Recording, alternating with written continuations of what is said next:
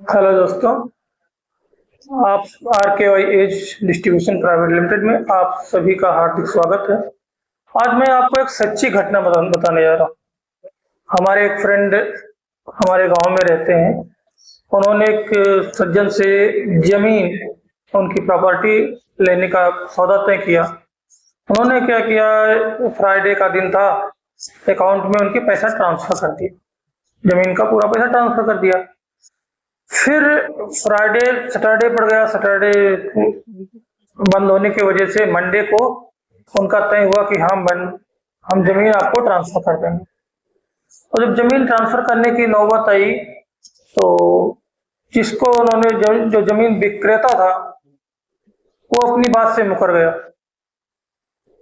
तो जो क्रेता था उन्होंने पैसा भी ट्रांसफर कर रखा था, स्टाम्प पेपर भी खरीद रखे थे, ठीक है। अब वहां पे जब वो अपनी विक्रेता अपनी जमीन से मुकर गया तो वहां पे उनके सामने लीगल एक्शन के अलावा क्या नाम चारा ही नहीं बचा। तो इस टाइप के जो रिस्क उत्पन्न होते हैं ये सेटलमेंट रिस्क।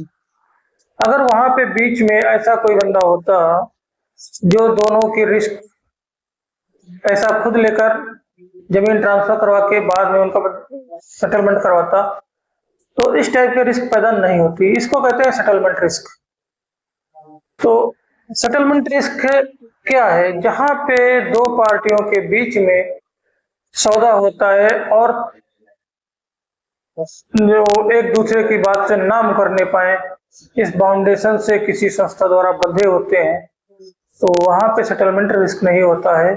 और बाकी सेटलमेंट रिस्क जैसे हम लोग शेयर्स खरीदते हैं, कभी कभी शेयर्स में भी सेटलमेंट रिस्क हो जाता है। एक शेयर जो विक्रेता होता है वो शेयर सौदा प्रेजेंट करने में असमर्थ हो जाता किसी कारणवश, तो वहां पे एक्सचेंज क्या करता है कि जो विक्रेता होता है उससे भी मार्जिन लेता है, उसका पेमेंट लेकर क्रेता को देता है और क्रेता से पेमेंट लेकर विक्रेता को देता है। तो यहाँ पे सेटलमेंट रिस्क जीरो हो जाती है, शून्य हो जाती है, क्योंकि दोनों लोग अपने अपने सौदे से बंधे हुए होते हैं। लेकिन जो जमीन में जो हमारे फ्रेंड के साथ हुआ तो वहां पे सेटलमेंट रिस्क बहुत हाई था और नहीं हुआ। बाद में किसी प्रकार से समझौता होकर पैसा ट्रांसफर जरूर हो गया, लेकिन उनका जो स्टाम्प्स वगैरह का लॉस था वो उनको बियर करना पड़ा और काफी लीगल एक्शन के भी उनको समस्याएं उठानी पड़े। तो हमेशा इन्वेस्टमेंट में सेटलमेंट रिस्क काफी, इस कहानी को हम बताने का आप लोगों का मोटिव ये था कि आप भी सेटलमेंट रिस्क से रूबरू रहें और आप इसको भी अवॉइड करने की कोशिश करें कि जिससे कुछ पैसों के लालच में सेटलमेंट रिस्क वगैरह ना उत्पन्न हो। Thank you.